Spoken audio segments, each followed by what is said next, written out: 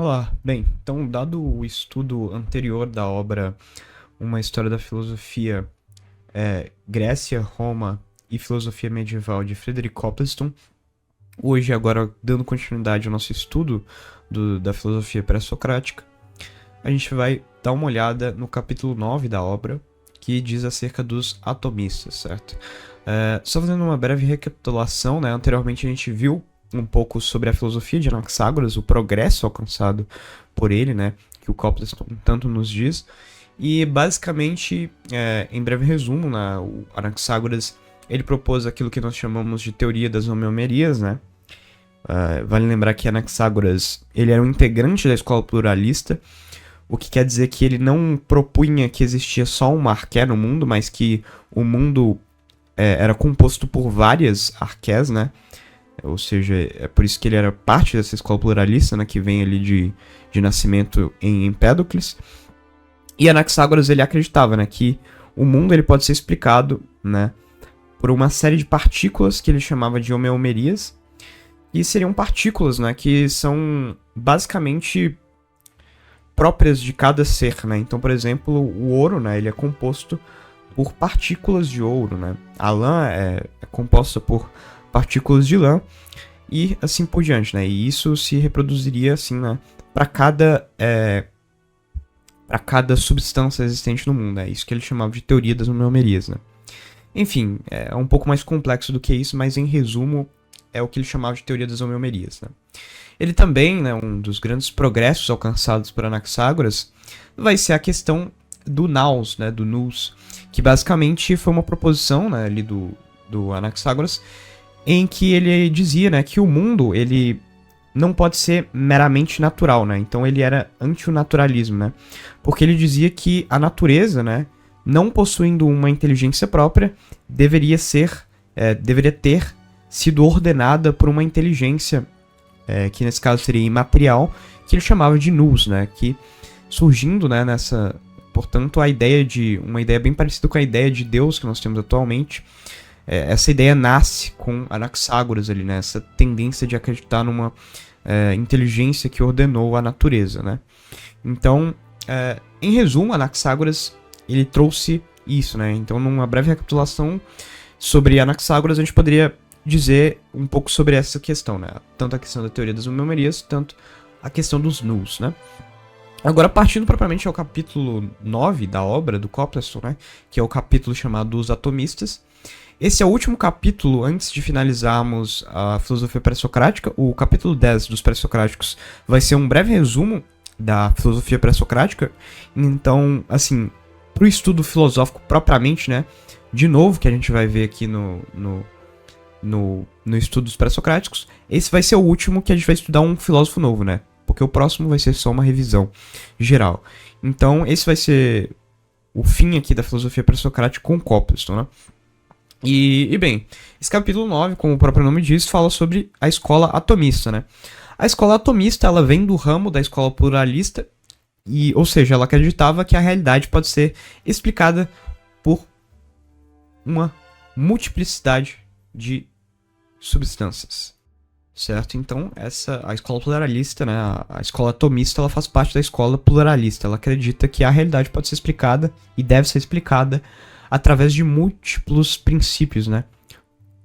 Já que havia a tendência no começo da filosofia pré-socrática de explicar a realidade somente utilizando um princípio, né? Então, por exemplo, Tales de Mileto dizia que a arqué, que o princípio do mundo, da natureza, era a água, enquanto Heráclito dizia que era o fogo, né? Ou seja, havia essa tendência no começo da filosofia pré-socrática de afirmar que o mundo só possuía um princípio, né? Mas a escola pluralista, ela vai de contramão a isso. Ela diz que existem vários princípios que movem o mundo, certo? E que a gente não poderia definir só um princípio propriamente, certo? E bem, né? A escola atomista, ela propriamente teve fundamento na Leucípio de Mileto. Ele foi um importante filósofo para o atomismo. O Copleston ele não chega a abordar um pouco a vida do Leucípio, então eu não vou fazer esse aprofundamento também aqui, mas fiquem à vontade para pesquisar a parte. E na escola também a gente ouve falar da figura marcante também, que teve bastante influência sobre o atomismo, que é Demócrito de Abdera, né? Só que propriamente, a filosofia de Demócrito, o Copleston, né, o autor da obra, ele separa um capítulo à parte para Demócrito depois de Sócrates, porque, cronologicamente, né, o Demócrito ele vem depois de Sócrates, então ele não pode ser considerado um pré-socrático propriamente, né. Então, quando a gente fala aqui do atomismo pré-socrático, a gente está falando estritamente de Leucipo de Mileto, embora seja inevitável falar da influência de Demócrito, né, nessa doutrina, certo? Mas o capítulo de Demócrito ele é a parte desse daqui, então vai ser tratado futuramente, certo? Então, a fins de conservação aqui de estudo, né, de entendimento, o Leucipo, de cronologia no caso, né, a gente vai estar tratando especificamente aqui do que pensava Leucipo, certo? E a visão de Demócrito será tratada futuramente, tá? Dado isso, a gente pode entender que o atomismo ele é uma continuação, ele é um desenvolvimento do sistema que foi proposto, do sistema filosófico que foi proposto por Empédocles, né? Empédocles foi o fundador da escola pluralista, foi aquele cara que propôs a famosa teoria dos 4 elementos, que dizia que todas as coisas, todas as substâncias do mundo, toda a substância da natureza é formada, né, por 4 partículas fundamentais, que representam 4 elementos primários da natureza, que são fogo, ar, terra e ar, né? Fogo, terra, ar e água, certo? Então seriam esses 4 elementos da natureza, né? A famosa teoria dos 4 elementos que foi proposta por Empédocles, né? E basicamente o atomismo ele bebe muito da teoria de Empédocles. Então é importante de conhecer a filosofia de Empédocles, que eu já tratei anteriormente. Então, se não foi visto, né, se não foi estudado, recomendo que antes de estudar o atomismo, estude-se a filosofia de Empédocles. E bem, o atomismo, dado essa visão geral aqui, né, ele, partindo propriamente ao que é de fato a teoria atomista, ele é uma teoria filosófica, né, um sistema filosófico de Leucipo de Mileto e de Demócrito, né, como eu havia dito, que vai propor que todas as coisas do mundo são compostas por pequenas, indivisíveis partículas que são chamadas de átomos, né? Então, a gente tinha essa noção um pouco parecida ali em Empédocles. Empédocles dizia, né, que Empédocles de Acáragas, ele dizia que as coisas do mundo são compostas por partículas fundamentais, né, e indestrutíveis e indivisíveis, que são chamados fogo, terra, água e terra, né? Só que ele atribuía isso aos elementos, né, como eu havia dito agora, fogo, terra, água e ar, né? Mas Leucipo ele vai dizer que não são as partículas fundamentais da matéria, não são os elementos fogo, terra, ar e água. São partículas que são muito pequenas, que são imperceptíveis pela nossa sensação, né? E essas partículas são chamadas de átomos e elas são indivisíveis, certo? E daí surge o nome átomos, né? Átomo vem, né, etimologicamente falando, né, a estrutura da palavra, vem de a, né, que vem a negação, ou seja, a significa, da palavra átomo, significa negação, ou seja, não, e o tomo significa divisão, né, ou seja, átomo significa algo indivisível, né. Então, átomo foi uma palavra cunhada por Leucipo para se referir a essa partícula que seria indivisível e muito pequena e que comporia toda a realidade, né? Então todas as substâncias, todas as coisas, todas as entidades materiais do mundo seriam compostas por essas partículas chamadas de átomos, né? Que são infinitamente pequenas, né? Imperceptíveis e indivisíveis, né? Então isso seria o átomo, né? Essa proposição do átomo, né? Seria algo indivisível, essa pequena partícula, né?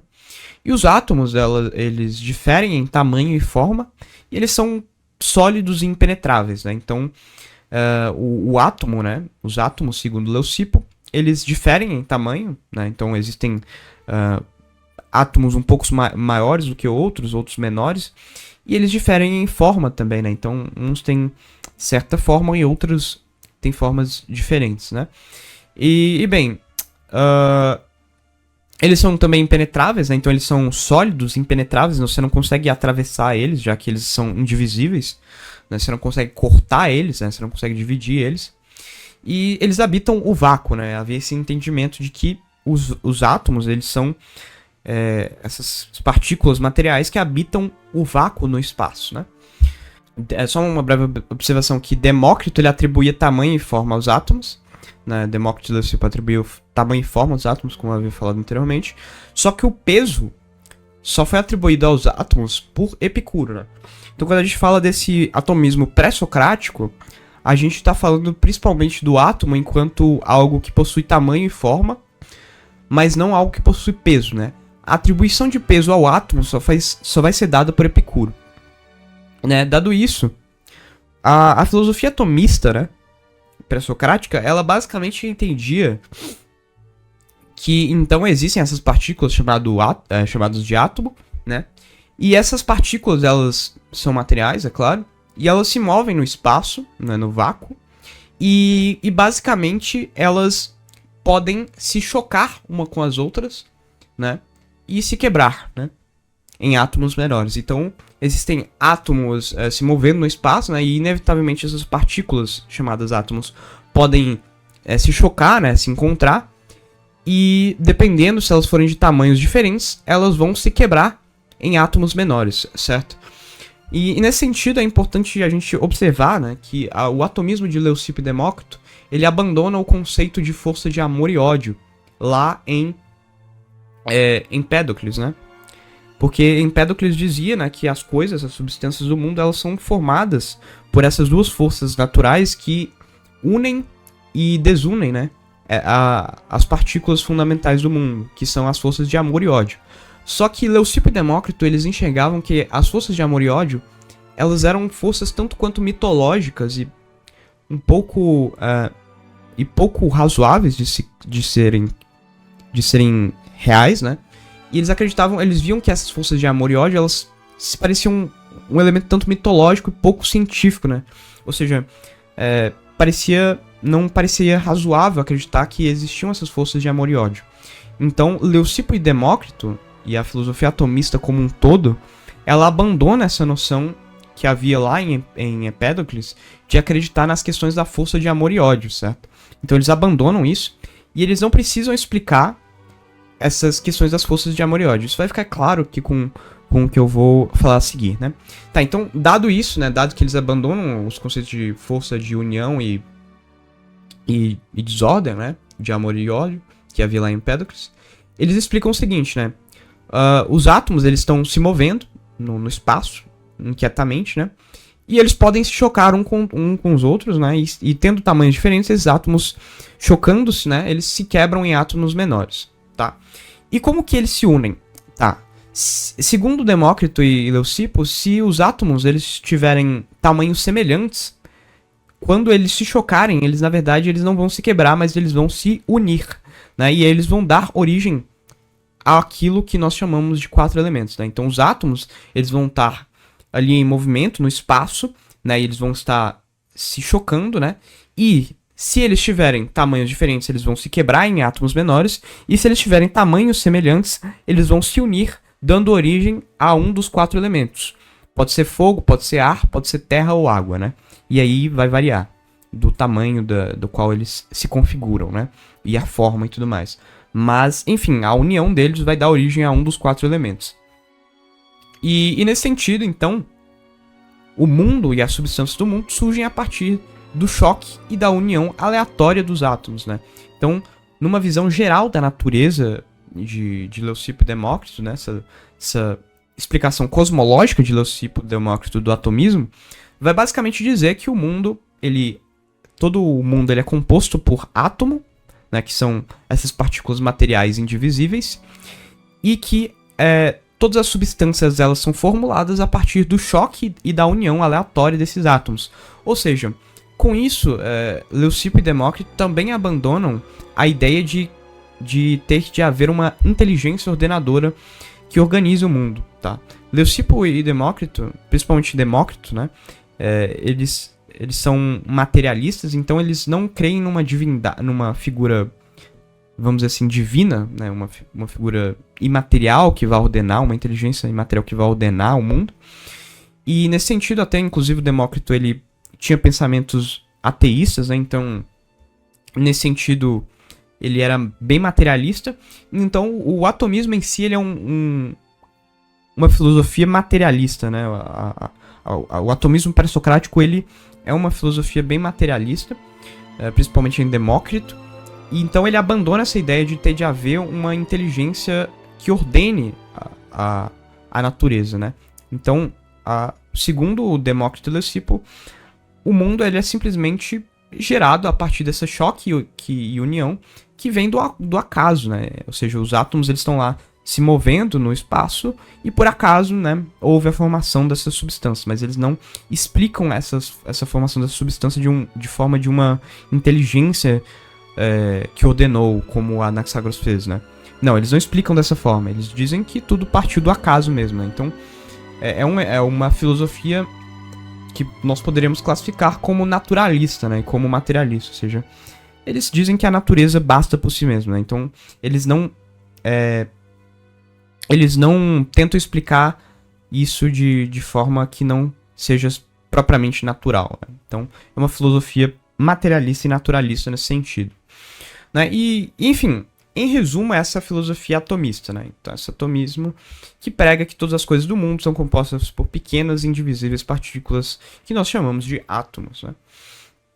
E que as coisas do mundo se formam a partir da união e do choque aleatório e ao acaso desses átomos, certo? Finalizando, uma curiosidade aleatória que o Copleston nos coloca é que o Leucipo ele propunha que a Terra era um pandeiro, assim como o Anaxágoras, se eu não me engano, ou Empédocles, não me recordo muito bem. Bem, o atomismo, né, essa escola filosófica que tenta entender a cosmologia, o mundo, e o atomismo tem uma visão tanto mecanicista e materialista da realidade, como eu já disse aqui anteriormente, tá? Ele vai ter uma vasta influência na ciência contemporânea, né? O átomo, a noção que a gente tem de átomo na ciência atual, não seria nada se não houvessem antes Demócrito e Leucipo para dar a hipótese, né? Embora seja importante observar que o átomo atual da ciência, ele não é entendido como algo indivisível, tá? Atualmente a ciência não considera, a física, né, não considera que o átomo seja indivisível, né? O átomo ele se divide em elétrons, quarks e tudo mais. Então, é importante, né? A visão atomista da escola atomista ela foi importante para inspirar a ciência contemporânea nos modelos atômicos ali com Dalton, Thomson e tudo mais, né? Então, a influência da escola atomista tem muito importante no mecanicismo, que vai progredir ali com Descartes e com Newton, né? E também nessa questão toda da ciência contemporânea, no mecanicismo contemporâneo, né? Na visão contemporânea do entendimento do mundo enquanto partículas e tudo mais, né? Certo? Então essa foi a visão, essa foi a filosofia atomista, a filosofia de Leucipo de Mileto e de Demócrito de Abdera. E basicamente o Copleston, ele termina a filosofia pré-socrática aqui, né? Então, o próximo capítulo será um breve resumo da filosofia pré-socrática. Mas então, até então aqui nós encerramos o estudo dos filósofos pré-socráticos, tá? E aí, né, ele termina esse capítulo com uma frase que eu gostei bastante, e que eu vou terminar aqui também utilizando ela. O Copleston diz o seguinte, no final do capítulo, né? No final desse capítulo, ele diz o seguinte: os filósofos gregos percebiam que a riqueza do mundo em todas as suas esferas não pode ser resumida a um jogo mecânico de átomos. Com isso, Copleston está dizendo que, embora a filosofia atomista meio que encerre a filosofia pré-socrática, ele está dizendo que ainda vem muita coisa além.